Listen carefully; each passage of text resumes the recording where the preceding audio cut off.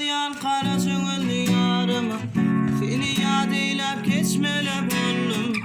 Bizse doğduk lemi çeker gülümün.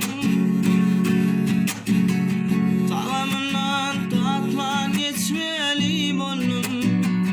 Yanıp köymeli oldum. Ölmeli oldum. Can dostum, can dostum, ey dostum.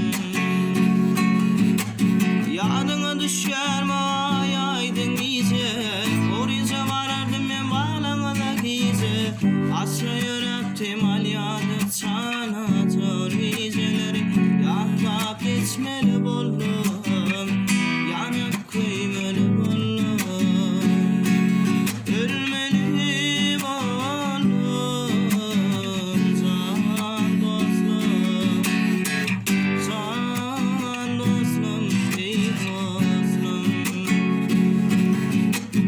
Görkümlere nesip edersen gül kessin, inni mene seni söylerden geçtim. Pelim pes bolli semkimin olsun.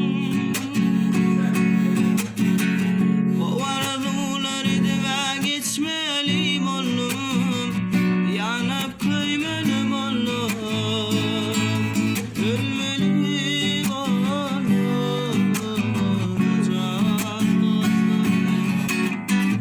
Can dostum, ey dostum.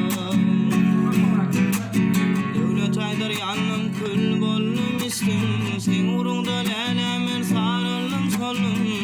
Doğun kardeş, dost yani günüme.